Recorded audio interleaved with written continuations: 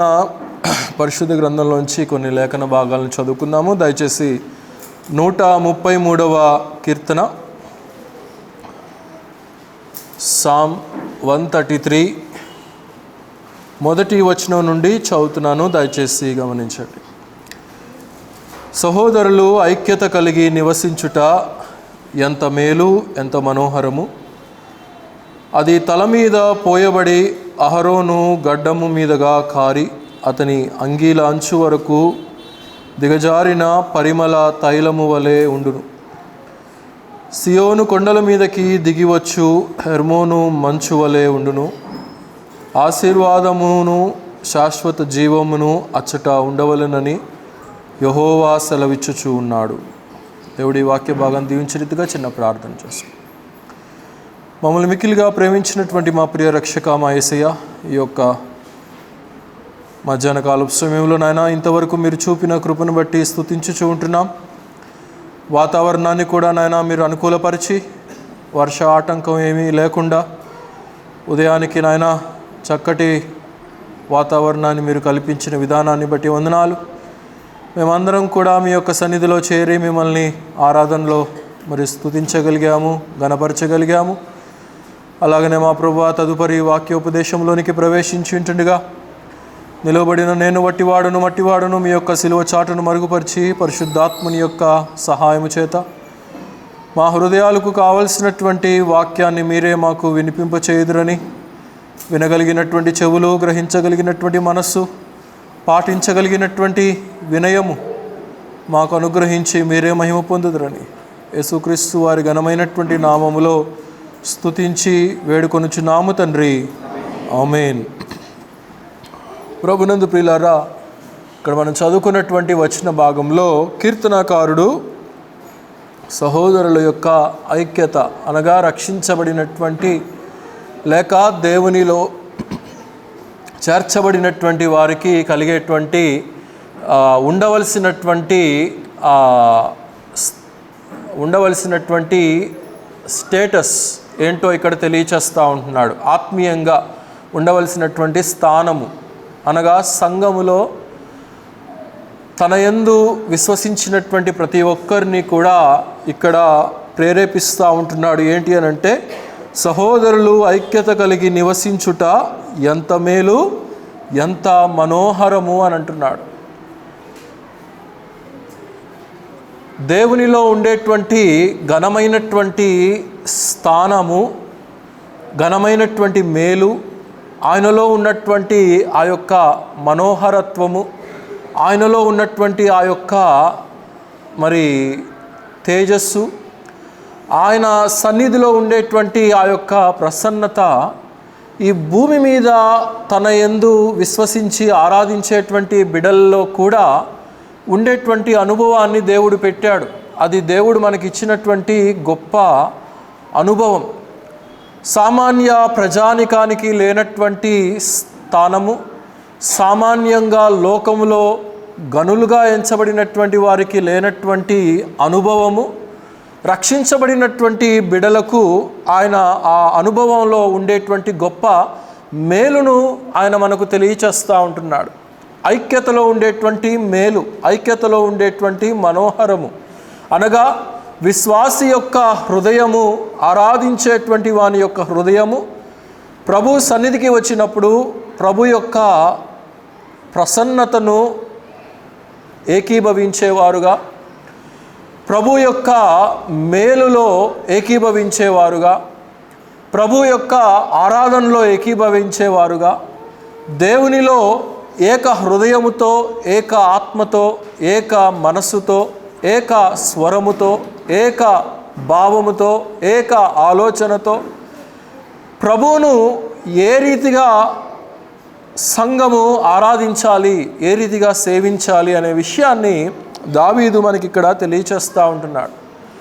అందుకనే ఆ యొక్క స్థితిని గురించి కీర్తనకారుడు వివరిస్తూ అది మేలుతో నిండినటువంటిది, ఎంతో మేలు, ఎంతో మనోహరము అంటున్నాడు. అనగా లోకములో లేనటువంటి స్థలము, లోకములో లేనటువంటి అనుభవము సంఘములో ఉన్నది అనేది మనం ఇక్కడ గుర్తించాలి. సంఘములో పరిశుద్ధులైనటువంటి బిడ్డలు నివసించి ఆరాధించి మహిమపరిచి స్తుతించేటువంటి సమయము ఏదైతే ఉన్నదో, నాట్ ఓన్లీ ద సండేస్, ఆదివారాలు మాత్రమే కాదు, పరిశుద్ధులంగా మనం కలిసి ఆరాధించేటువంటి ప్రతి సమయము కూడా అది దేవునికి ఎంతో విలువైనటువంటి సమయముగా మనము గుర్తించవలసినటువంటి బాధ్యత మన మీద ఉన్నది. తర్వాత 2వ వచనంలో అది తల మీద పోయబడి అహరోను గడ్డము మీదుగా కారి అతని అంగీల అంచు వరకు దిగజారిన పరిమళ తైలము వలె ఉండును అని అంటున్నాడు. అట్టి ఐక్యతతో కూడినటువంటి అనుభవము అది ప్రధాన యాజకుడు పాత నిబంధన కాలంలో నిర్గమకాండంలో మనకు తెలియచేస్తూ ఉంటాడు.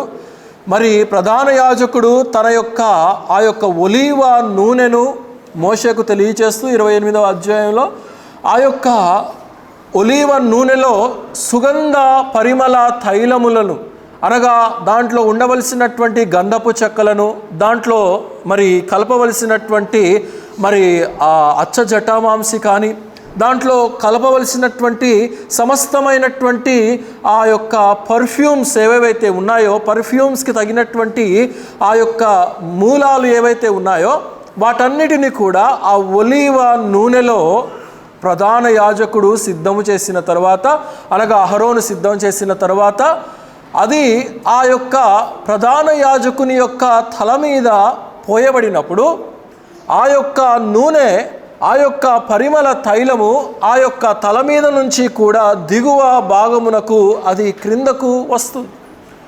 కొన్నిసార్లు పిల్లలకి స్కూల్స్కి వెళ్ళేటప్పుడు తల్లులు నూనె పెడతా ఉంటారు. ఇక కరువా కాటకమా అన్నట్టుగా కొంతమంది తల్లులు ఏం చేస్తారంటే పిల్లలకి మొహం మీద ఆ యొక్క జిడ్డు గారేలాగా మరి నూనెను పోస్తూ ఉంటారు.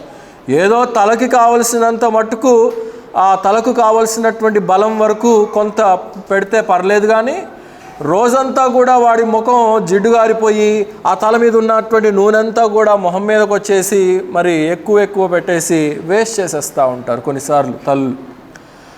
కానీ ఇక్కడ చెప్పబడినటువంటి ఆ యొక్క ప్రోక్షణ నూనె అది ప్రధాన యాజకుని యొక్క తల మీద పోయబడి అది తన యొక్క ఆ యొక్క అహరోను ధరించుకునేటువంటి ఆ యొక్క విలువైనటువంటి ఆ యొక్క వస్త్రము, ఆ ఛాతి మీద తనకు ఉండేటువంటి ఆ యొక్క 12 రకాలైనటువంటి జ్యువెల్స్తో చేయబడినటువంటి ఆ యొక్క ఆ బ్రెస్ట్ ప్లేట్ ఏదైతే ఉంటుందో దాని మీద నుండి అది ఆ అభిషేకము చేయబడినటువంటి స్థానాన్ని అక్కడ తెలియచేస్తున్నట్లుగా మనం గుర్తించవచ్చు. ఇంకా అక్కడ లోతుగా వివరించడానికి మనకు సమయం లేదు, కానీ అది ఇక్కడ అంటూ ఉన్నాడు, అంగీల అంచు వరకు దిగజారిన పరిమళ తైలము వలె ఉండును.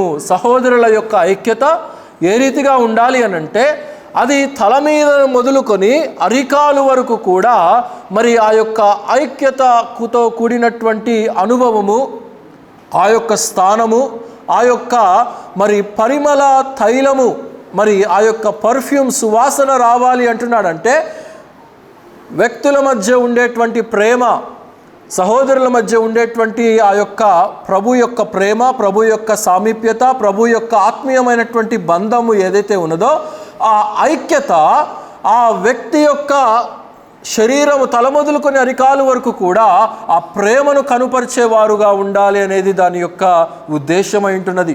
ఆ తైలము ప్రోక్షించబడటం అంటే నీ యొక్క ప్రేమ సువాసన, నీ యొక్క ప్రేమ మాధుర్యము, నీ యొక్క ఆత్మలో నుండి వచ్చేటువంటి ఆ యొక్క సామీప్యత, ఆ యొక్క ఐక్యత అనబడినటువంటి అనుభవము ఆ రీతిగా సహోదరుల మధ్య, సహోదరుల మధ్య, ప్రభు యందు రక్షించబడినటువంటి బిడల మధ్య ఉండాలి అనేది పరిశుద్ధాత్ముడు ఇక్కడ జ్ఞాపకం చేస్తున్నట్లుగా మనం చూడగలుగుతూ ఉంటున్నాం. ఇంకా క్రిందకు మనం వెళ్దాం. 3వ వచనంలో సియోను కొండల మీదకి దిగివచ్చు హెర్మోను మంచు వలె ఉండును అని అంటూ ఉంటున్నాడు. ఇక్కడ కొండల మీదకి దిగివచ్చు హెర్మోను మంచు. ఈ యొక్క హెర్మోను అనబడినటువంటి కొండ చాలా ప్రాముఖ్యమైనటువంటిది.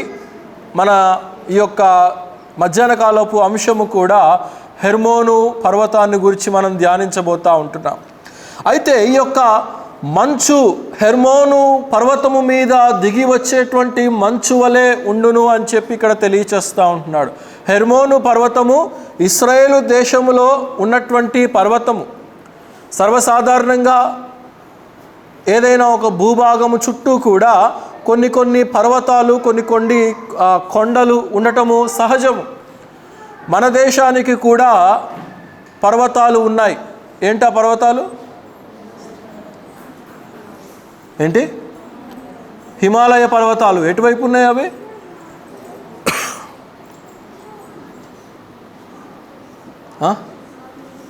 నార్త్ ఈస్టా? గుడ్.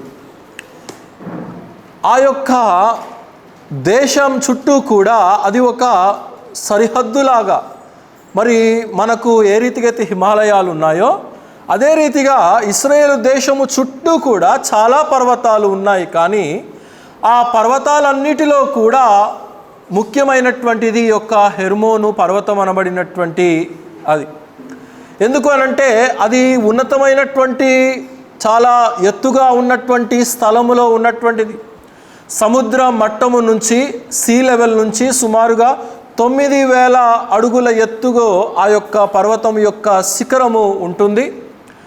అయితే ఆ పర్వతముకు ఉన్నటువంటి విశిష్టత ఏంటంటే, ప్రాముఖ్యత ఏంటంటే, సంవత్సరం మొత్తంలో కూడా 365 days రౌండ్ ద ఇయర్ ఆ యొక్క పర్వతము మీద మంచు కుమ్మరించబడతానే ఉంటుంది. ఆ చుట్టూ కూడా కొన్ని పర్వతాలు ఉన్నాయి, కానీ వాటి మీద పడదది. కేవలము హెర్మోను పర్వతము ఆ పై భాగములో మాత్రమే, ఆ చుట్టూ ఎక్కడ కూడా పడదు. కానీ మంచు ఆ యొక్క హెర్మోను పర్వతం మీద మాత్రమే మంచు దిగి వస్తుంది అనేది ఇక్కడ బైబిల్ చెప్పినటువంటి సత్యము. మరి నేడు లోకంలో కూడా పర్వతము ఇశ్రాయేలు దేశంలో ఇప్పటికీ కూడా ఆ మంచు పడుతూనే ఉంటుంది ఆ యొక్క పర్వతం మీద అనేది మనం ఇక్కడ గమనించవచ్చు. ఆ దేశపు సరిహద్దులు, అటువైపు లెబానోన్ ఉన్నది, ఇటువైపు సిరియా ఉన్నది. కానీ మధ్యలో ఉన్నటువంటి ఇశ్రాయేలు దేశంలో ఆ యొక్క పర్వతాన్ని దేవుడు నిర్మించాడు, దేవుడు స్థాపించాడు.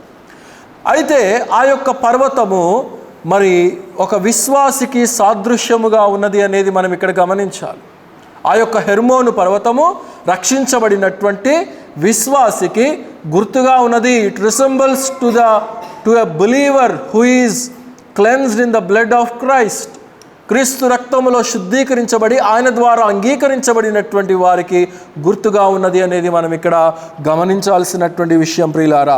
అయితే ఈ యొక్క మంచు పడుతుంది, దిగివచ్చును అని చెప్పి ఇక్కడ తెలియచేస్తూ ఉంటున్నాడు. సియోను, చూడండి 3వ వచనం, సియోను కొండల మీదకి దిగివచ్చు, హెర్మోను మంచు వలె ఉండును, ఆశీర్వాదమును శాశ్వత జీవమును అచ్చట ఉండవలనని యెహోవా సెలవిచ్చి ఉన్నాడు అని అంటున్నాడు. గనక ఒక విశ్వాసిలో నుండి దేవుడు ఉద్దేశించేటువంటి క్రియ, ఉద్దేశించేటువంటి క్రమము ఏంటో మనకి ఇక్కడ పరిశుద్ధాత్ముడు రాయిస్తున్నట్లుగా మనం చూస్తూ ఉంటున్నాం.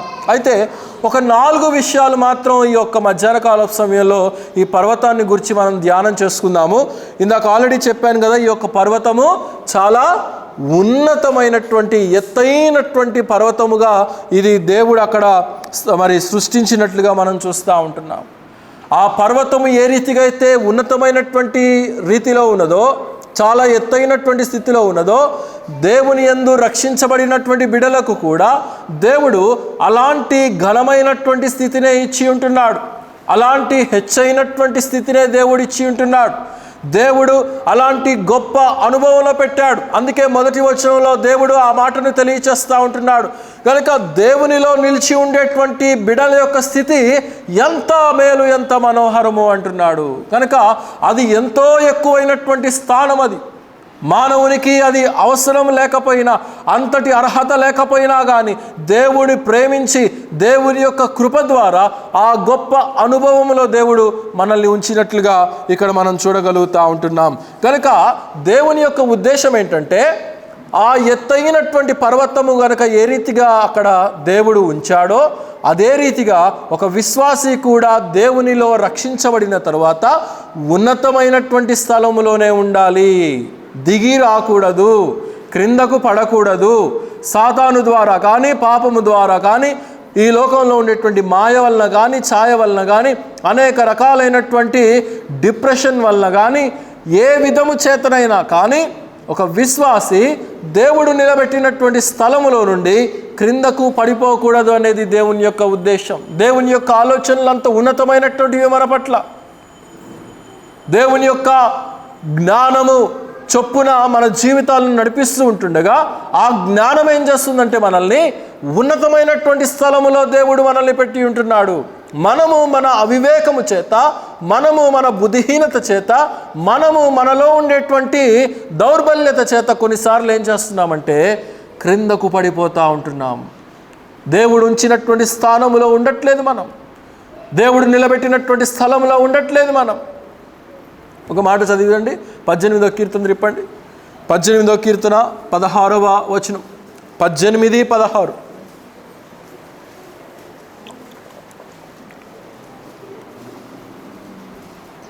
18వ కీర్తన 16వ వచనం. ఉన్నతమైనటువంటి స్థలములలో దేవుడు తన చెయ్యిని చాపి మనల్ని పట్టుకొని ఉన్నాడు. నన్ను పట్టుకొని మహాజలరాశులలో నుండి నన్ను తీసెను. ఎవరు పట్టుకున్నాడంటే మనల్ని? ప్రభువు పట్టుకున్నాడు మనల్ని. దేవుడు పట్టుకున్నాడు మనల్ని. సృష్టికర్త పట్టుకున్నాడు మనల్ని. గనుక ఆయన అగాధమైనటువంటి స్థలములలో మనం ఉంటుండగా, జలములలో మనం కూరుకుపోయి ఉంటుండగా, బైబిల్ గ్రంథములో జలములు అనబడినటువంటి మాటకు నేను మీకు ఇదివరకే అర్థం చెప్పాను. ఏంటి జలములు అనేటువంటి మాటకు అర్థం ఏంటి? జనములు. గనక ప్రపంచంలో ఉండేటువంటి జనాంగములో నుండి దేవుడు తన ప్రేమ చొప్పున మనల్ని పట్టుకొని పైకి లేపి ఉన్నాడు.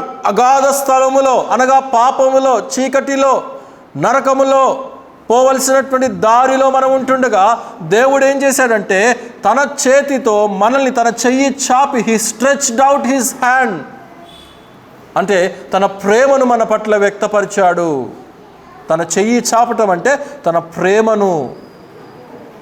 పెండ్లి కుమార్తెను పెండ్లి చేసుకునేటువంటి వరుడు ఆ స్టేజ్ మీదకి వచ్చేటప్పుడు ఆ పెండ్లి కుమారుడు చెయ్యిని పట్టుకొని ఆ పెండ్లి కుమార్తెను ఆహ్వానిస్తాడు.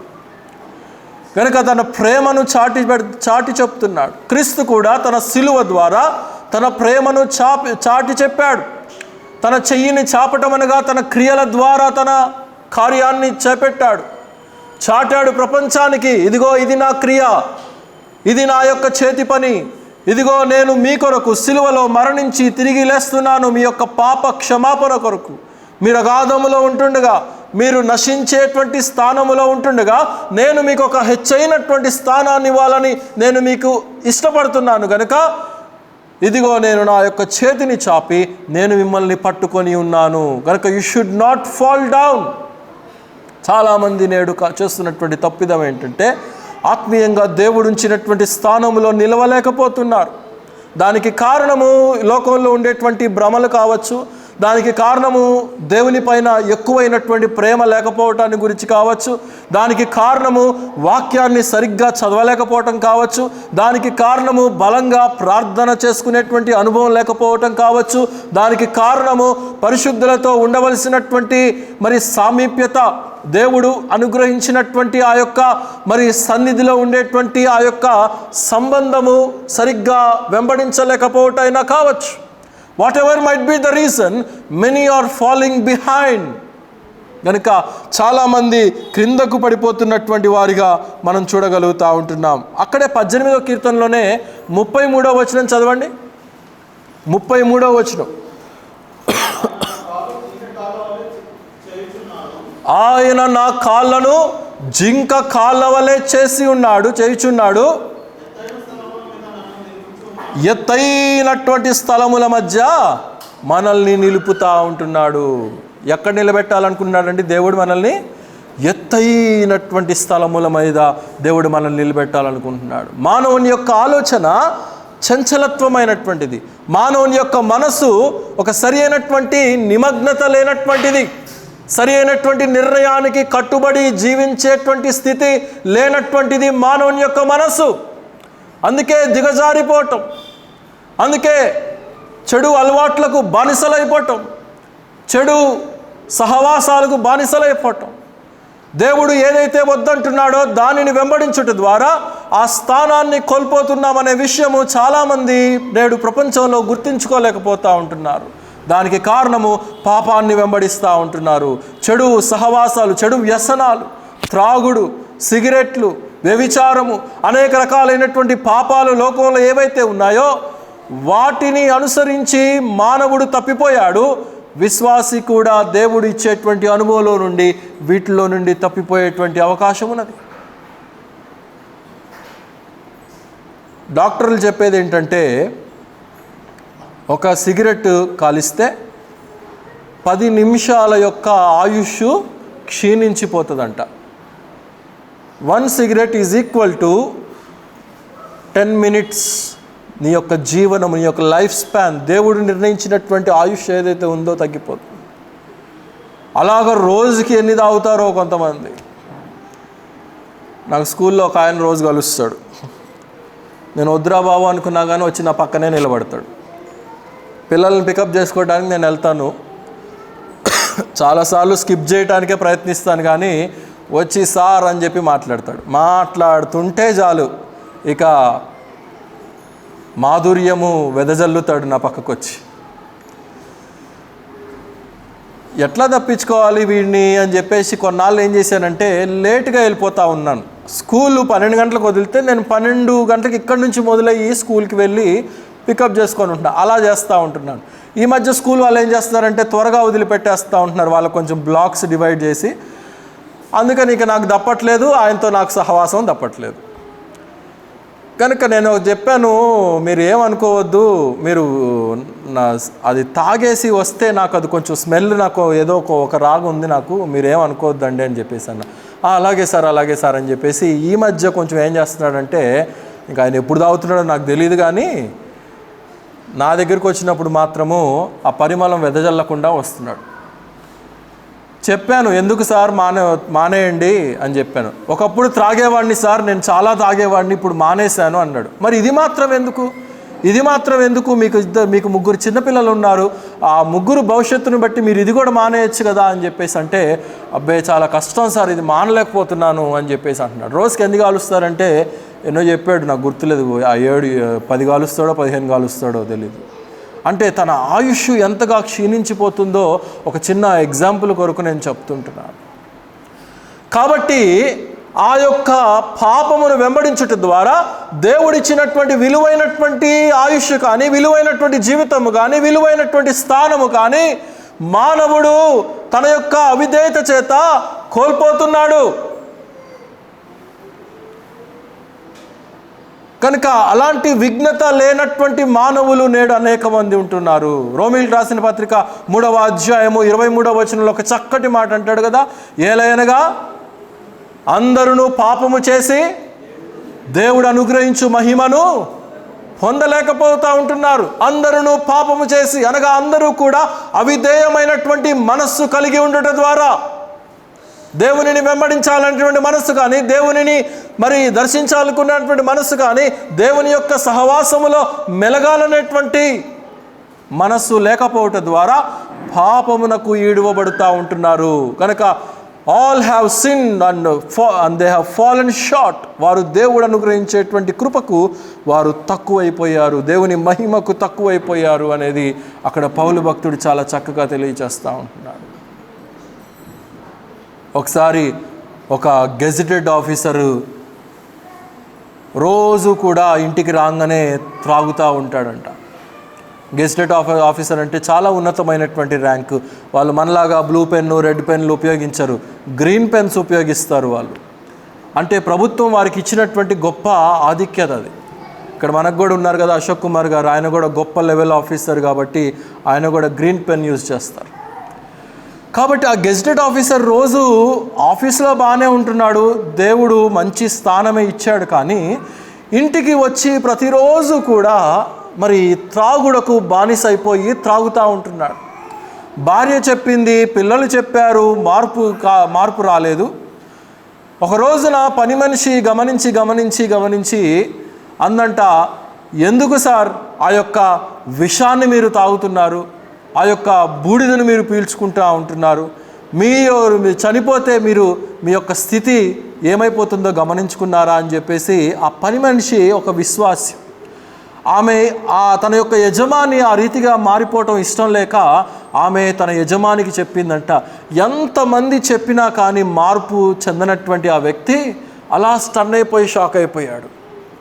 అంటే భార్య చెప్పింది వినలేదు, పిల్లలు చెప్పారు వినలేదు, ఎవరు చెప్పారు? ఇప్పుడు పని మనిషి, 4 ఇళ్లల్లో పని చేసుకునేటువంటి ఒక పని మనిషి వచ్చి, ఎందుకు సార్ ఆ విషం తాగుతారు అని చెప్పి ఆమె అన్నటువంటి ఆ యొక్క మాటకు, అరే నేను ఇంత విఘ్నత కలిగి ఉన్నానే, లోకంలో ఇంత గొప్ప స్థానాన్ని నేను కలిగి ఉన్నానే, కానీ ఒక పని మనిషి చేత నేను చివరికి చెప్పించుకునేటువంటి స్థితిలోనికి నేను దిగజారిపోయాను అని చెప్పేసి వాడు అప్పుడు మార్పు పొందాడంట.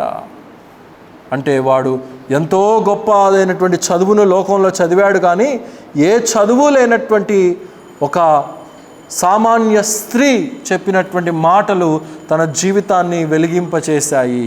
గనుక దేవుడు కూడా మరి అతి సామాన్యమైనటువంటి పద్ధతుల్లో మనకు అర్థమయ్యేటువంటి రీతిలో దేవుడు తన వాక్యాన్ని మనకు వెదజల్లేటువంటి ప్రభువుగా మనం చూస్తూ ఉంటున్నాం. అయితే గమనించండి, ఇందాక 18:33లో ఏం చదివాం మనము? దేవుడు మనల్ని ఎక్కడ నిలబెట్టాలనుకుంటున్నాడు? ఎత్తైనటువంటి స్థలములలో మనల్ని నిలబెట్టాలనుకుంటున్నాడు.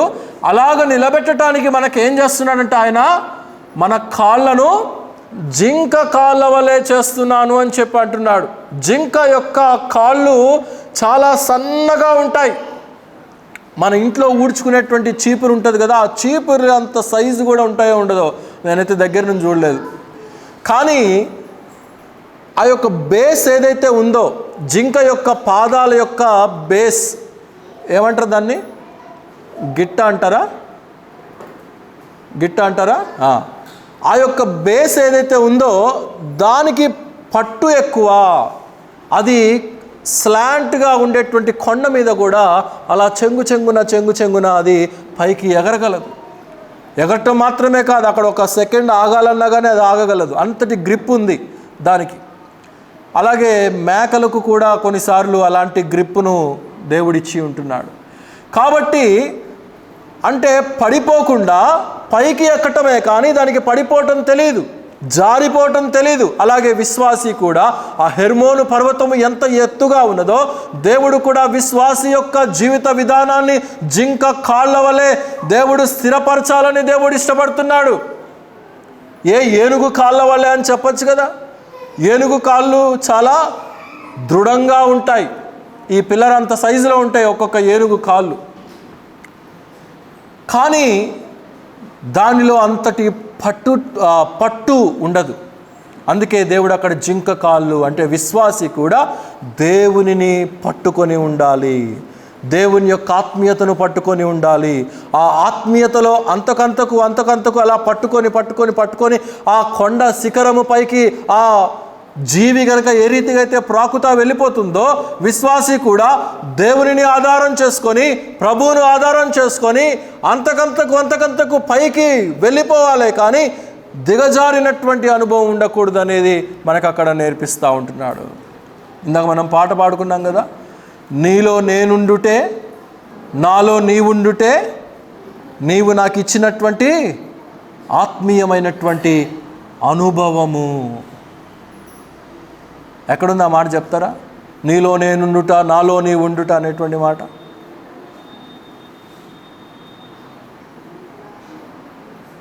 అమ్మా యోహాను ద్రాక్ష, గుడ్. కాబట్టి ద్రాక్షావల్లిని నేను, తీగలు మీరు, నాలో అంటుకట్టబడి ఉన్నటువంటి మీరు ఆ స్థానాన్ని మీరు కలిగి ఉండాలి. నా ప్రేమ మీలో ఉన్నది, మీ యొక్క ప్రేమ నాలో అంటుకట్టబడి ఉన్నది. నా ప్రేమ ద్వారా మీరు మార్పు చెందుట ద్వారా, మీరు నాలో అంటుకట్టబడినటువంటి అనుభవంలో ఉండుట ద్వారా ఆ స్థానము పైకి ఎదగాలే కానీ దిగజారకూడదనేది దేవుడు మనకు తెలియచేస్తూ ఉంటున్నాడు ప్రియులారా. అలాగైతే మరి అలాంటి స్థితిని మనం కలిగి ఉండాలి. రెండవదిగా మనం చూసినట్లయితే ఈ యొక్క హెర్మోను పర్వతం మీద ఏం పడుతుందంట? మంచు పడుతుంది, డ్యూ లేక స్నో. దాన్ని అరబిక్లో జబల్ అల్ షేక్ అని చెప్పి అంటాడు. అంటే చీఫ్ మౌంటైన్. ఇస్రాయేలు భాష అరబిక్ గనక వారు మాట్లాడుకునేటువంటి ఆ యొక్క జూవిష్ భాష కానీ అరబిక్ భాష కానీ రెండూ కూడా ఆ యొక్క స్థలంలో ప్రాముఖ్యంగా మాట్లాడుకుంటూ ఉంటారు.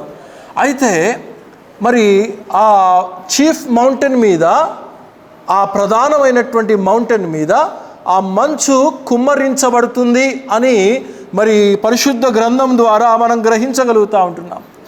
మంచు అనబడినటువంటి మాట పాత నిబంధన గ్రంథంలో 34 సార్లు రాయబడింది. 34 సార్లు రాయబడినటువంటి ప్రతిసారి కూడా మంచు అనబడినటువంటి మాట దేవుని యొక్క దీవెనకు గుర్తుగా ఉన్నది, దేవుని యొక్క ఆశీర్వాదానికి గుర్తుగా ఉన్నది. మంచు నీ మీద పడుతుంది అనంటే దేవుని యొక్క దీవెన నీ మీద కుమ్మరించబడుతుంది అనేది దాని యొక్క అర్థముగా మనం గమనించవచ్చు. ఆదికాండం త్రిప్పండి, 27వ అధ్యాయము 27వ వచనం. ఆదికాండము 27:27.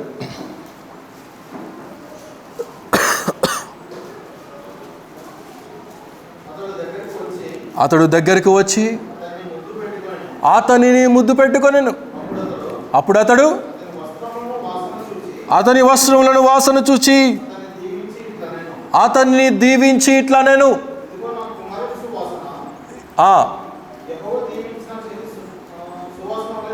ఉన్నది, ఆకాశపు మంచును, భూసారమును, విస్తారమైన ధాన్యము, ద్రాక్షరసము దేవుడు నీకు అనుగ్రహించునుగాక. ఇస్సాకు తన కుమారుడైనటువంటి యాకోబు మీద కుమ్మరిస్తున్నటువంటి దీవెన, దేవుని యొక్క దీవెన. యాకోబును ఏ రీతిగా ఆశీర్వదిస్తున్నాడు అనంటే ఆకాశము నుండి దిగి వచ్చేటువంటి మంచు వలె, భూమిలో నుండి వచ్చేటువంటి ఒక సారము వలె నీకు ధాన్యము, ద్రాక్షరసము సమృద్ధిగా నీ యొక్క జీవితకాలం అంతా కూడా ఉండునుగాక అని ఇస్సాకు యాకోబును దీవిస్తూ ఉంటున్నాడు.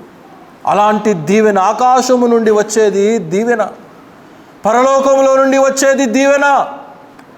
రాత్రి కూడా విజ్ఞాపనలో ఒక మాట చెప్పాను, గుర్తుందా? 20వ కీర్తనలో ఎక్కడి నుంచి దీవెన వస్తుందని చెప్పాడు దావీదు?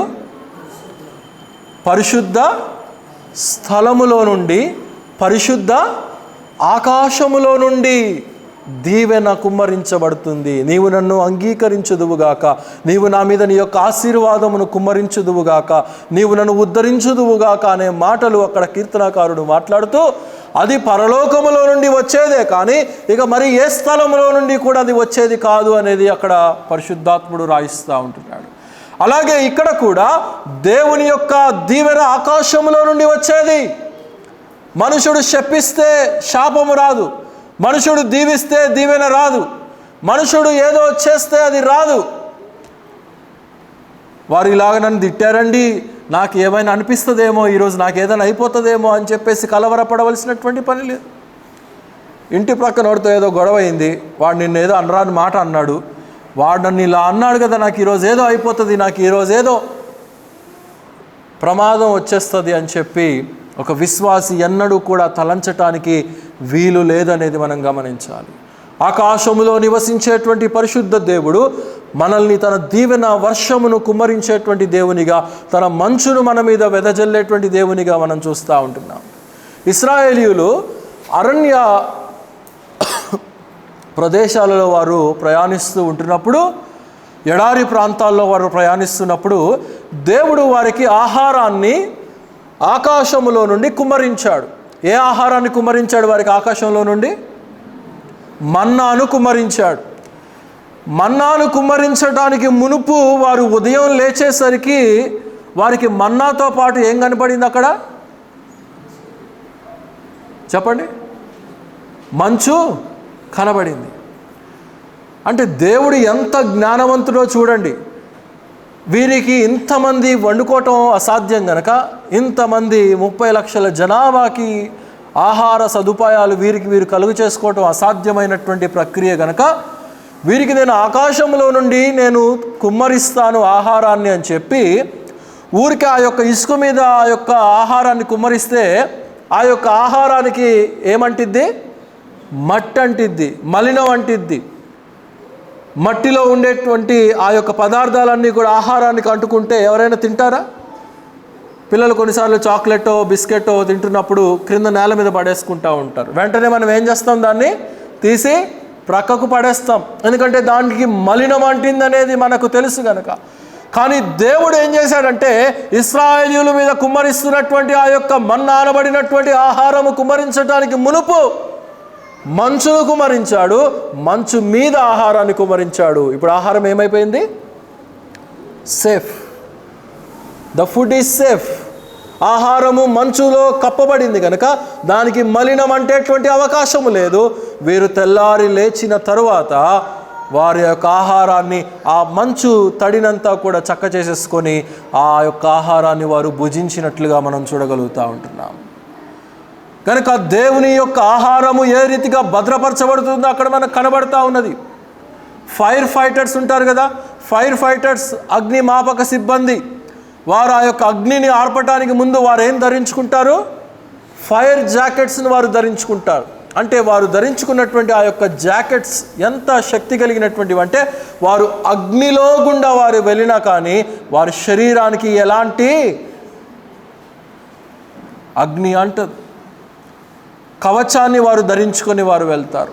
ఆకాశంలో ఆస్ట్రోనట్స్ వారు ప్రయాణమై వెళ్ళటానికి ముందు వారికి ఒక ప్రత్యేకించబడినటువంటి సూట్ ఉంటుంది,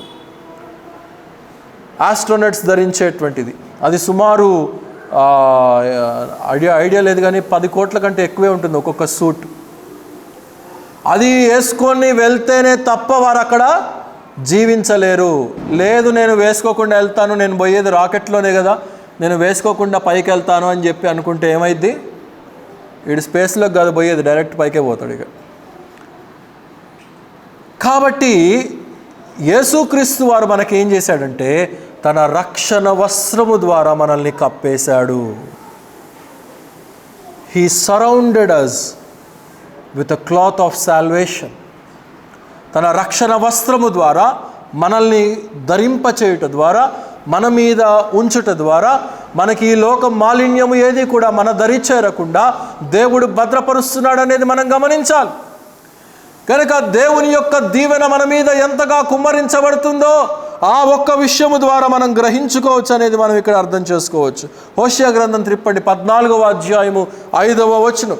హోషేయ గ్రంథము 14:5.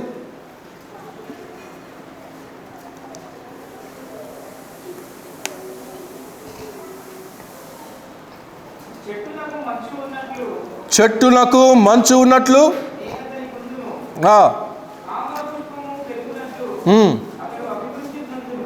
చెట్టునకు మంచు ఏ రీతిగా ఉండునో.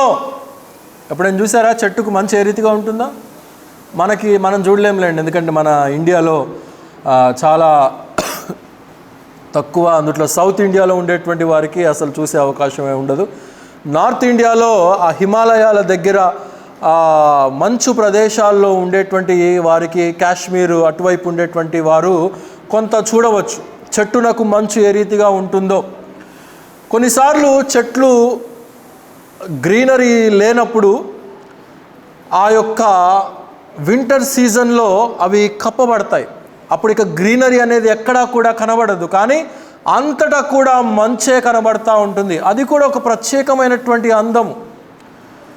చెట్లను మనం గ్రీన్గా సస్యశ్యామలంగా చూస్తే ఎంత అందంగా ఎంత సొగసుగా అవి కనబడతాయో, అలాగే మంచుతో కూడా అవి కప్పబడినప్పుడు అవి అలాగే కనబడతాయి. ఎక్కువగా పాశ్చాత్య దేశాల్లో, వెస్ట్రన్ కంట్రీస్ చాలా మాసాలు ఆ యొక్క చెట్లన్నీ కూడా ఆ రీతిగా వారికి కనబడతా ఉంటాయి. చాలా ఆహ్లాదకరంగా అవి కనబడతా ఉంటాయి.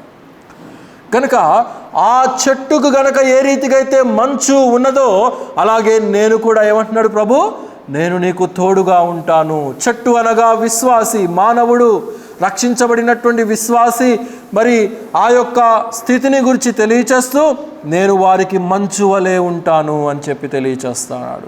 ఎంత గొప్ప దేవుని యొక్క అనుభవం మనకు తోడుగా ఉన్నదో. God's favour and God's bounty has surrounded us. మన చుట్టూ కూడా ఒక వలయము వలె తన ప్రేమ ఆప్యాయత మనల్ని ఉద్ధరిస్తున్నట్లుగా, ఆ మంచు వలె మనల్ని కుమ్మరిస్తున్నట్లుగా మనం చూస్తూ ఉంటున్నాం. తండ్రి కుమారుణ్ణి ఆశీర్వదిస్తూ అలాంటి ఆశీర్వాదాన్ని ఇచ్చాడు. అలాగే పరలోకపు తండ్రి కూడా మనకు అలాంటి ఆశీర్వాదాన్ని ఇస్తూ ఉన్నాడు. దానికి కారణం ఏంటంటే వీ హ్యావ్ బికమ్ హెయిర్స్ అనేది మనం గమనించాలి. దేవుని యొక్క ఆశీర్వాదమునకు మీరు వారసులవుటకు పిలువబడితిరి, కానీ శాపగ్రస్తులవుటకు మీరు పిలువబడలేదు. You have been called to be heirs of God. వారసులు, కుమారులుగా, కుమార్తెలుగా దేవుని యొక్క స్వాస్థ్యము మొత్తము కూడా అనుభవించేటువంటి గొప్ప ఘనతను దేవుడు మనకిచ్చాడు. అందుకే ఎంతో మేలు, ఎంతో మనోహరము. ఆయన స్వాస్థ్యము వర్ణించుట అది మానవునికి అసాధ్యం. ఆయన యొక్క ఐశ్వర్యమును వర్ణించుట అది మానవునికి అసాధ్యం. కొంతమంది లోకంలో ధనము బాగా సంపాదించినటువంటి వారు ఉన్నారు. వారిని అడిగితే మీ బ్యాంక్ లెక్క ఏంటో చెప్పండి అంటే మాకు తెలియదు అంటారు. అది మా కంప్యూటర్లకు మాత్రమే తెలుసు, లేకపోతే మా చార్టెడ్ అకౌంటెంట్స్కి మాత్రమే తెలుసు అని చెప్తూ ఉంటారు. అంటే వారి లోకంలో ఎంత ధనాన్ని సమకూర్చుకున్నారో వారికే తెలియనటువంటి ధనాన్ని వారు సమకూర్చుకున్నారు. అంతకంటే మించినటువంటి ధనము, అంతకంటే మించినటువంటి ఐశ్వర్యము దేవుడు రక్షించబడినటువంటి బిడలకు స్వాస్థ్యముగా సమకూరుస్తూ ఉన్నాడు అనేది మనం గమనించాలి. రేపు పరలోకంలో మనం ప్రవేశించినప్పుడు, రెండవ రాకడలో ఆయన యొక్క సహవాసములో మనం పాలివారమై ఉన్నప్పుడు, ఎవరి తీర్పులు వారికి జరిగిపోయిన తర్వాత, ఎవరికి చెప్పవలసినటువంటివి అవన్నీ కూడా అయిపోయిన తర్వాత, నమ్మిన వారికి, నమ్మని వారికి అన్నీ కూడా సమస్తము ఆఫ్టర్ ఎవ్రీథింగ్ ఈజ్ కంప్లీటెడ్, దేవుడు ఏం చేస్తాడంటే, ఇదిగో నీకు అనుగ్రహించబడినటువంటి స్వాస్థ్యము ఇది, ఏమంటాడు, నీవిందులోనికి ప్రవేశించు. ఇదిగో నీ కొరకు రూపించబడినటువంటి క్యాజిల్ ఇది, నీ కొరకు రూపించబడినటువంటి బిల్డింగ్ ఇది, నీ కొరకు రూపించబడినటువంటి కోట ఇది. నీ విందులోనికి వెళ్ళు. నీవు చేసినటువంటి క్రియలను బట్టి, నీవు జీవించినటువంటి యథార్థతను బట్టి, నీవు చేసినటువంటి కార్యాలను బట్టి, ఆత్మీయమైనటువంటి జీవిత విధానంలో నీవు నా కొరకు నీ ప్రేమను ఎంత నమ్మకంగా కనుపరిచావో, ఇదిగో దానిని బట్టి I have designed you a great architecture. నేను నీ కొరకు ఒక గొప్ప ఏమంటారంటే ఒక గొప్ప సముదాయాన్ని నేను మీ కొరకు రూపొందించాను, దానిలో మీరు ప్రవేశించండి అని దేవుడు తెలియచేస్తాడు. అందుకే ఇక్కడ దేవుడు అలాంటి అనుభవంలో విశ్వాసి ఉండాలి అనేది దేవుడు ఇష్టపడతా ఉంటున్నాడు. మూడవ మాట మనం చూసినట్లయితే, ఈ యొక్క హెర్మోను పర్వతానికి ఇంకొక పేరు ఉన్నది. ద్వితీయోపదేశ కాండం త్రిప్పండి, 3వ అధ్యాయము 9వ వచనం. ద్వితీయోపదేశ కాండము 3వ అధ్యాయము 9వ వచనం.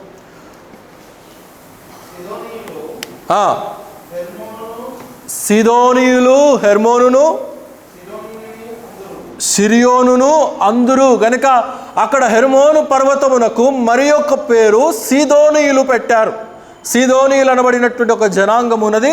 ఆ వారు పెట్టినటువంటి పేరేంటంటే, ఆ యొక్క మౌంట్ హెర్మన్కి అది ఇట్ ఈస్ షిరియోను అనబడినటువంటి పేరును వారు పెట్టినట్లుగా మనం చూస్తూ ఉంటున్నాం. దానికి అర్థం ఏంటంటే ఆనందించటము, గంతులు వేయటము. 29వ కీర్తన త్రిప్పండి, 29వ కీర్తన 6వ వచనం. 29:6.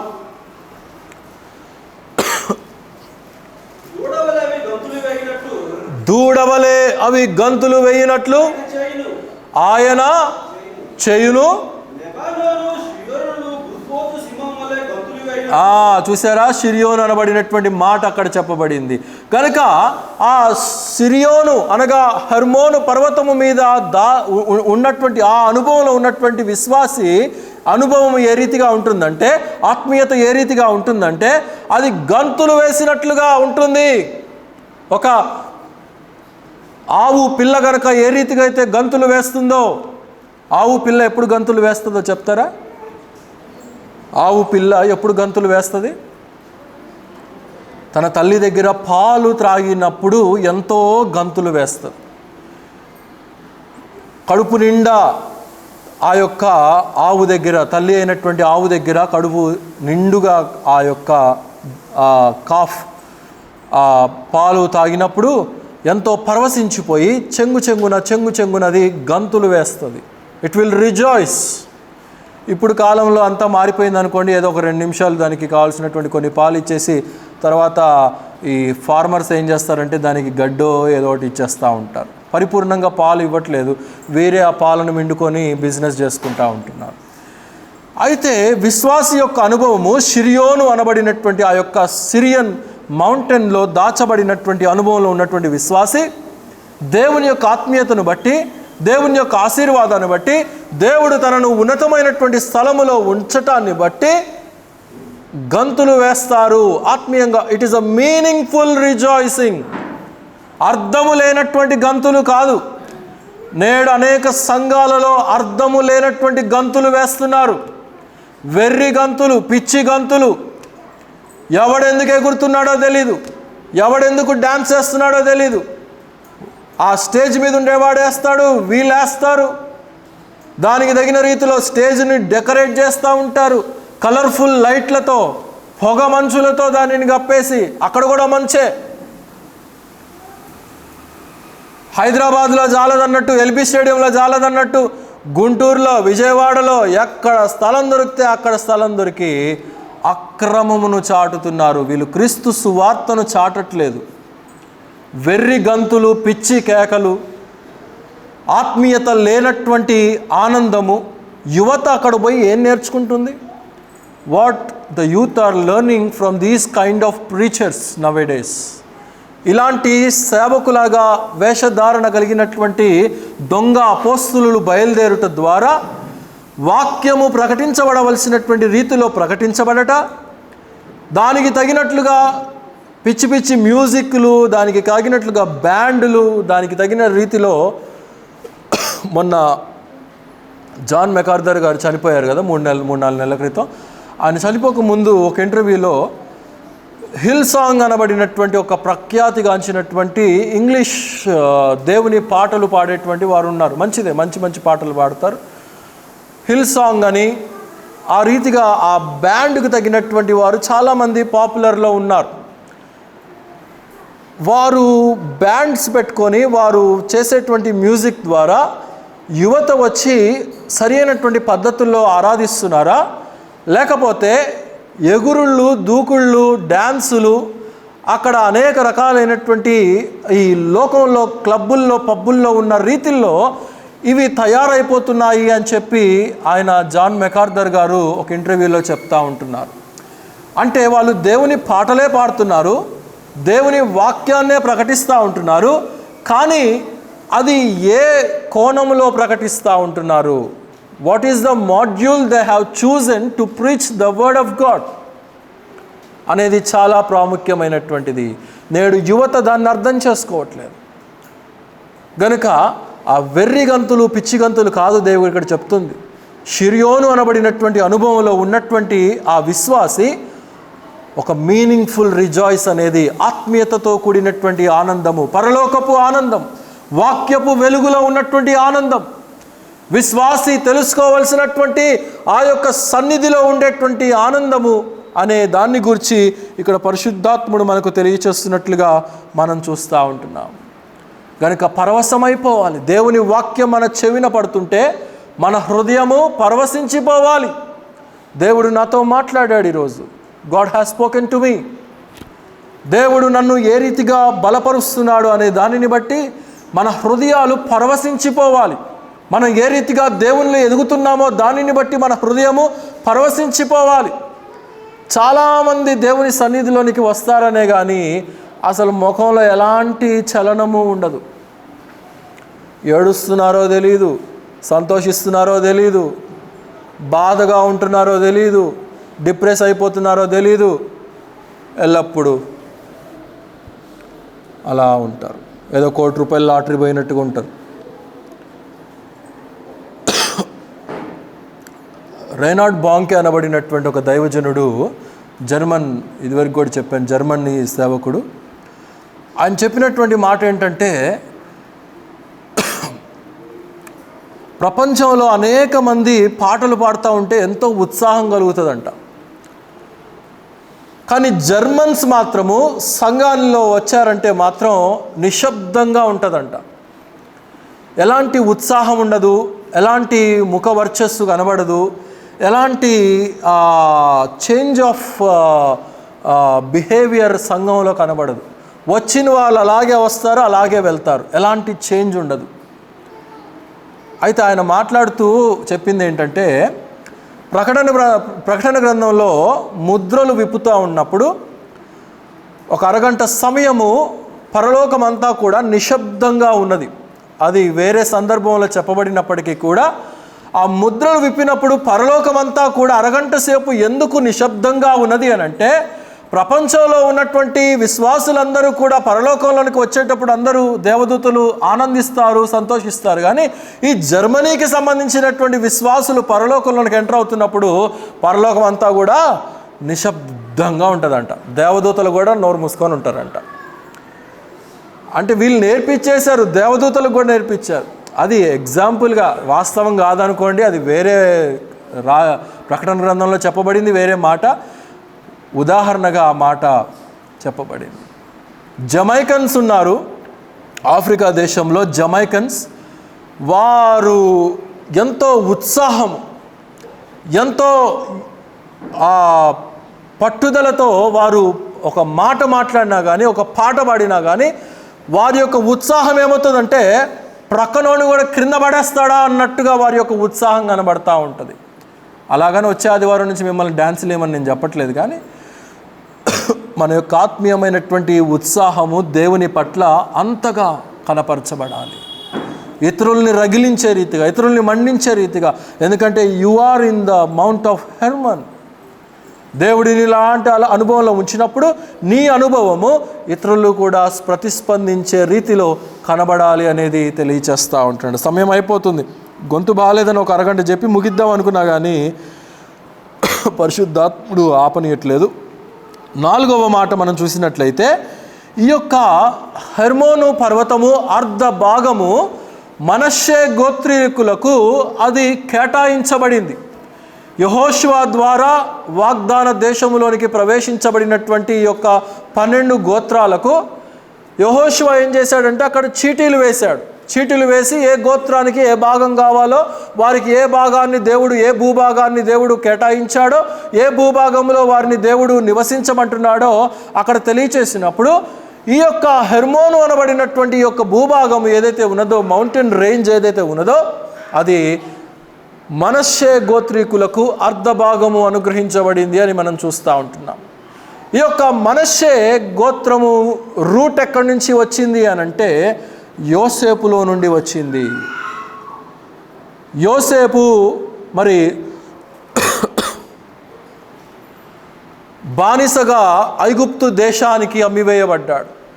ఐగుప్తు దేశానికి అమ్మివేయబడిన తరువాత అక్కడ అనేక రకాలైనటువంటి ఇబ్బందులకు గురి అయిపోయాడు, శ్రమకు గురి అయిపోయాడు. దేవుని యొక్క నిర్ణయము చొప్పునే వాటన్నిటిని కూడా అనుభవిస్తూ వచ్చాడు. ఏనాడు కూడా దేవునికి తిరుగుబాటు చేసినట్టు కానీ, దేవునికి మరి ఏంటి పరిస్థితి అని చెప్పి అడిగినటువంటి వాడు కాడు. అయితే మరి తాను వివాహం చేయబడిన తర్వాత స్థిరపరచబడ్డాడు. స్థిరపరచబడిన తర్వాత వివాహం చేయబడ్డాడు. యోసేపు భార్య పేరేంటి? అనాసేతు. వారికి 2 కుమారులు పుట్టారు. వారి యొక్క పేర్లు గుడ్, మనష్షే, ఎఫ్రాయిము. మనష్షే అనబడినటువంటి మాటకు అర్థం ఏంటి? నేను మిమ్మల్ని అడగటానికి ప్రతి ఆదివారం కూడా కొన్ని సంగతులు అడుగుతున్నాను. ఎందుకంటే నాకేదో తెలుసు మీకేదో తెలియదని నిరూపించడానికి కాదు. అక్కడ అలా అడిగినప్పుడు మీరు కొంచెం అలర్ట్గా అవుతారని, అలర్ట్గా ఆన్సర్ చెప్తారనేసి అంతే. మనష్షే అనబడినటువంటి మాటకు అర్థము మరచిపోవుట. ఎఫ్రాయిము రెండో వాడు, వాడి పేరుకి అర్థము 2 ఆశీర్వాదం. మీ పేర్లకు మీకు అర్థం తెలుసా? ఎప్పుడైనా తెలుసుకున్నారా మీ తల్లిదండ్రులు మీకు పెట్టిన పేరుకి అర్థం ఏంటని? ఇక్కడ పిల్లల్ని కాదు, పెద్దోళ్ళని అడుగుతున్నాను నేను. మీ తల్లిదండ్రులు మీకు ఆ కాలంలో పేర్లు పెట్టారు, ఒకసారన్నా ఆ పేరుకి అర్థం ఏంటి అని తెలుసుకోగలిగారా? నా పేరుకి అర్థం సైలస్. నా పేరు, దాని యొక్క రూట్ గ్రీక్ అండ్ లాటిన్లో పిలువబడేటువంటి పేరు సిల్వానస్ అని అంటారు, సీలా అంటారు. అది బైబిల్లో నుండి వచ్చినటువంటి పేరు. అది ఆ యొక్క పేరుకు అర్థము ఫారెస్ట్, అడవి లేక వుడ్స్.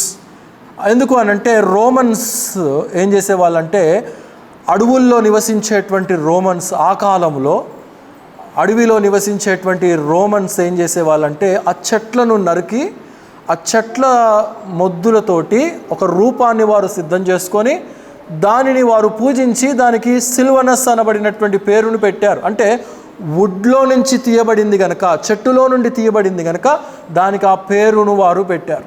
అనగా ఇప్పుడు నా పేరుకి అర్థం ఏంటి అంటే అడవి, ఫారెస్ట్. కనుక నేను కొన్నిసార్లు ఏమనుకుంటానంటే, ప్రభువా అడవి లాంటి నా హృదయాన్ని సస్యశ్యామలంగా తీర్చిదిద్ది మరి నా యొక్క అడవి లాంటి హృదయంలో నుండి నీ యొక్క మహిమను కనుపరుచుకునేటువంటి గొప్ప స్థానాన్ని నాకు ఇచ్చావని చెప్పి నేను కొన్నిసార్లు నా వ్యక్తిగతమైనటువంటి ప్రార్థనలో జ్ఞాపకం చేసుకుంటూ ఉంటాను. కనుక అడవి లాంటి లోకము అడవితో మనం పోలుస్తూ ఉంటాం బైబిల్ గ్రంథం ప్రకారంగా. కనుక మీరు ఈరోజు ఏం చేయాలంటే పెద్దలందరూ కూడా ఇళ్ళకు వెళ్ళి గూగుల్ చేయండి ఒకసారి. కనుక మీ పిల్లల్ని అడగండి, ఒరే బాబు నా పేరుకి అర్థం ఏంట్రా ఒకసారి గూగుల్లో చెక్ చేయి అని చెప్పి చెక్ చేయించుకోండి. కాబట్టి ఇక్కడ మనష్షే గోత్రికులకు అర్ధ భాగము కేటాయించబడింది. అనగా మరువబడింది. నా యొక్క గతమంతా కూడా మరువబడింది. నేను పొందినటువంటి వేదన, నేను పొందినటువంటి కష్టము, నేను పొందినటువంటి ఇబ్బంది, మరి నా దేవుడు నాకు ఆ యొక్క బాధనంతా కూడా మైమరింపచేసి నాకు ఈ కుమారుని అనుగ్రహించాడు కనుక ఇంత దీవెనలో, కనుక వీడికి నేను మనష్షే అనేటువంటి పేరును నేను పెడుతున్నాను అని చెప్పేసి అక్కడ ఆ పేరును పెట్టాడు మనష్షే. అది ఆ గోత్రికులకు మరి మరవబడినటువంటి వారికి అది స్వాస్థ్యముగా అనుగ్రహించబడింది. కనుక విశ్వాసి కూడా ఏం చేయాలంటే మర్చిపోవలసినటువంటి వాటిని మర్చిపోవాలి. మర్చిపోవలసినటువంటిది మనం ఏం చేస్తామంటే చాలా సందర్భాల్లో మర్చిపోం, గుర్తుపెట్టుకుంటూ ఉంటాం, డైరీల్లో రాసుకుంటూ ఉంటాం. పలాని సందర్భంలో పలాని వ్యక్తి నన్ను ఈ మాట అన్నాడు, పలాని 2021వ సంవత్సరమున పలాని జనవరి నెల పలాని తారీఖున ఈ మాట నన్ను అన్నాడు, కాబట్టి నేను మరలా తిరిగి ఆ మాటను ఏదో ఒక సమయంలో నేను అనాలి ఆ వ్యక్తిని అని చెప్పేసి మనం గుర్తుపెట్టుకుంటూ ఉంటాం. వాక్యం గుర్తుండదు మనకు, వాక్యంలో ఉన్నటువంటి విలువలు మనకు గుర్తుండవు. వాక్యము మనల్ని ఏ రీతిగా క్రమపరుచుకోమంటుందో, వాక్యం మనల్ని ఏ రీతిగా మన హృదయాల్ని సవరించుకోమంటుందో వాటిని గుర్తుపెట్టుకోం. కానీ మనం మనుషులు ఏమన్నారో మనం గుర్తుపెట్టుకొని దానికి తగినటువంటి రిటాలియేషన్ని ఏదో ఒక సమయంలో మనం వారికి పోస్ట్ చేస్తూ ఉంటాం. కానీ జోసెఫ్ మాత్రము ఆ రీతిగా చేసినటువంటి వాడు కాడు. యోసేపే గనక తనకున్నటువంటి అధికారాన్ని ఉపయోగించుకొని, తనకున్నటువంటి స్థానాన్ని ఉపయోగించుకొని తన అన్నలకు గనక కీడు చెయ్యాలి అని గనక తలంచుకున్నట్లయితే వాళ్ళు ఏమైపోయేవాళ్ళండి? వాళ్ళు ఏ రోజునైతే ఐగుప్తులో కాలు పెట్టారో అదే రోజున ఏం చేసేవాడు? ఒరే వీళ్ళందరిని తీసుకుపోయి జైల్లో పెట్టండి రా అని చెప్పాడు. జైల్లో పెట్టి కఠినమైనటువంటి హింసలు వీరికి గురి చేసేసి నన్ను ఏ రీతిగా చేశారో అంతకంటే 1000 రెట్లుగా వీరిని ఆ అధికారం ఉంది. He has the rule over all the Kingdom. అందుకే అంటాడు కదా, దేవుడు నన్ను దీవించి ఫరో ఇంటికి తండ్రిగా ఉండేటువంటి స్థానాన్ని ఇచ్చాడు. అన్నలారా, నేను మీ మీద పగ తీర్చుకోను. మీరు నాకు కీడు చేయాలని తలంచుకున్నా కానీ 50:20లో తెలియచేస్తాడు ఆదికాండం. మీరు నాకు కీడు చేయాలని తలంచినా కానీ దేవుడు ఏం చేశాడంటాడు, దాన్ని నాకు మేలుగా మలచివేశాడు. He turned whatever the evil which you have done to me, he turned everything into a good. ఒక మంచిగా దేవుడు దాన్ని క్రమపరిచేశాడు. మీకు ముందుగా నేను వచ్చి ఒక మంచి మార్గాన్ని నేను స్థిరపరిచేటువంటి కృపను దేవుడు నాకు ఇచ్చాడు. ఎవరు కూడా కరువులో మునిగిపోయి చనిపోకుండా దేవుడు నాకు గొప్ప అనుకూలతనిచ్చాడు. కనుక మీరు చేసింది నా పట్ల నేను కీడని అనుకోను, మేలనే నేను అనుకుంటున్నానని చెప్పేసి అలాగా క్షమించేటువంటి మనస్సు, క్షమించుకునేటువంటి గుణము విశ్వాసిలో కూడా ఉండాలి. ఎందుకంటే దేవుడు నిన్ను పర్వతపు స్థితిలో ఉంచాడు, పర్వతపు దిగువ భాగంలో ఉంచలేదు, పర్వతపు ఎత్తైనటువంటి స్థలంలో మనల్ని ఉంచాడు అనేది మనం గమనించాలి. ఆఖరి ఒక 103వ కీర్తన 2వ వచనం చదవండి. 103వ కీర్తన 2వ వచనం. నా ప్రాణమా యెహోవాను సన్నుతించుము, ఆయన చేసిన ఉపకారములలో దేనిని మరువకుము. As a believer you need to forget what you need to forget, and as a believer you have to remember what you need to remember. నువ్వు జ్ఞాపకం ఉంచుకోవాల్సినటువంటి నీ జ్ఞాపకం ఉంచుకోవాలి ఏంటంటే దేవుడు చేసినటువంటి మేలులను జ్ఞాపకం ఉంచుకోవాలి. Your focus must be on God, not on the men which are around you. గనుక ఫోకస్ అనేది దేవుని మీద ఉంటే దేవుడు చేసినటువంటి ఉపకారములన్నీ కూడా తలపోసుకొని జ్ఞాపకం చేసుకొనుము అని అంటా ఉన్నాడు. నా ప్రాణమా యెహోవా యందు సంతోషించుము, సన్నుతించుము, ఆయన చేసిన ఉపకారములలో దేనిని మరువకుము. నా ప్రక్కనున్నటువంటి వారు చేసినటువంటి అపకారములను నేను ఎప్పటికీ మరువను. That is not our quotation which we need to remember. గనుక హర్మోను పర్వతము దేవుడు చెప్పేది ఏంటంటే సహోదరుల ఐక్యత ఎంతో మేలు, ఎంతో మనోహరము. దేవుని యొక్క పర్వతపు స్థితిలో మనం దాచబడి ఉంటున్నాం. చాలా ఎత్తైనటువంటి ఉన్నతమైనటువంటి స్థానాన్ని దేవుడు మనకిచ్చాడు. ఆ ఉన్నతమైనటువంటి స్థలములో మనము దేవునిలో ఎదగాలే కానీ దిగజారకూడదు. We should not fall behind అనేది దేవుడు తెలియచేస్తూ ఉంటున్నాడు. రెండవదిగా మంచు ఏ రీతిగా 365 రోజులు పడుతుందో అలాగే ప్రతిరోజు కూడా దేవుని దీవెనలకు మనం వారసులం అవ్వాలి. దేవుని దీవెన మన మీద కుమ్మరించబడాలి. దేవుని యొక్క ప్రసన్నత, దేవుని యొక్క కౌగిలిలో మనము కాపాడబడాలి అనేది తెలియచేస్తూ ఉంటున్నాడు. మూడవదిగా వి షుడ్ రిజాయిస్. దేవునిలో ఉండేటువంటి ఆత్మీయమైనటువంటి బలమును బట్టి, ఆత్మీయమైనటువంటి విలువలను బట్టి మనం ఆనందించే వారంగా మనం ఉండాలి. నాలుగవదిగా ఏమంటున్నాడంటే we should forget what we need to forget. మర్చిపోవలసినటువంటి లౌకికమైనటువంటి విషయాలు, శారీరక విషయాలను మర్చిపోవాలి.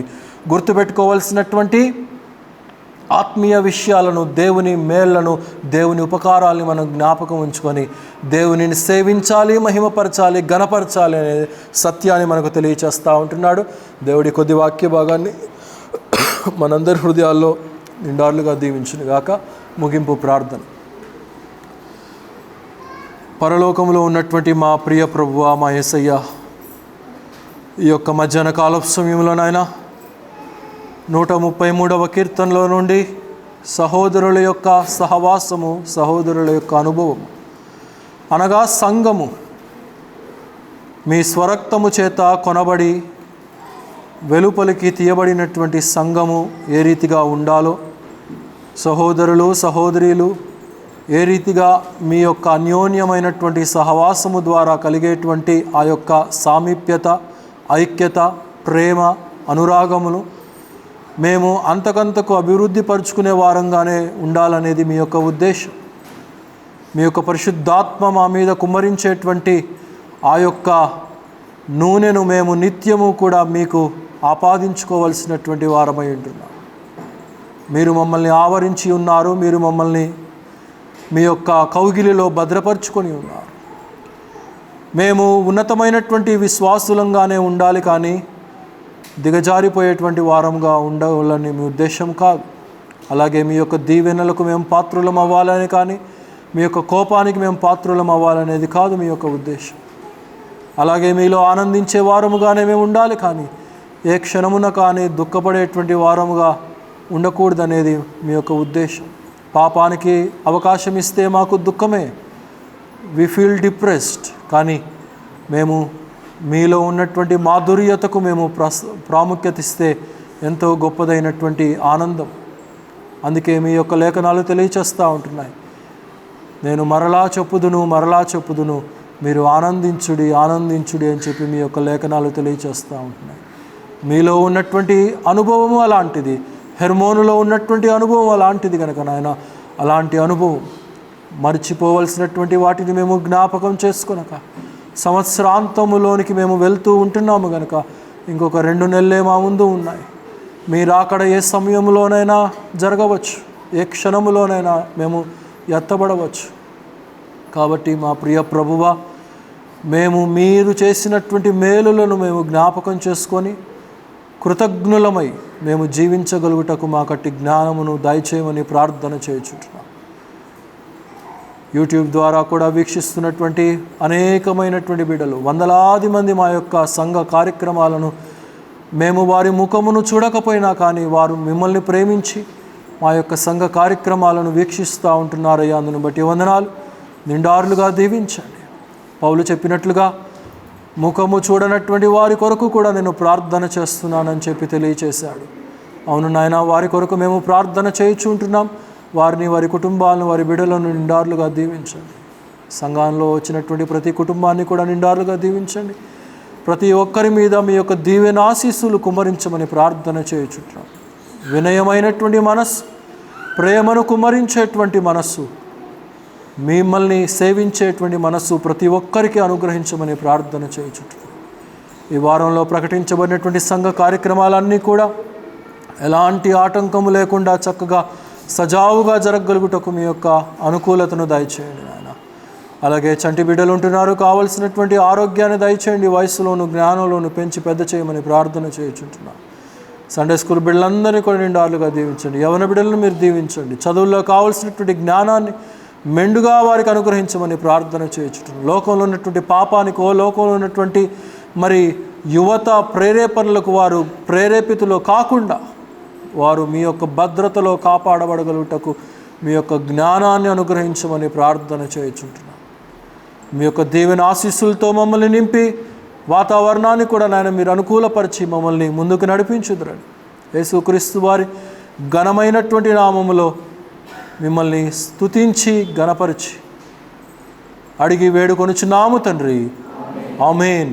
మన తండ్రి అయినటువంటి దేవుని యొక్క ప్రేమయు, మన ప్రభువును మన రక్షకుడైనటువంటి యేసుక్రీస్తు వారి యొక్క కృపయు, పరిశుద్ధాత్ముని యొక్క అన్యోన్య సహవాసము సన్నిధి సర్వలోకంలో ఉన్నటువంటి పరిశుద్ధులందరితో పాటు మనకును సదాకాలం తోడే నడిపించునుగాక. ఆమేన్. అందరికీ వందనాలండి. సెలవు తీసుకుంటాం.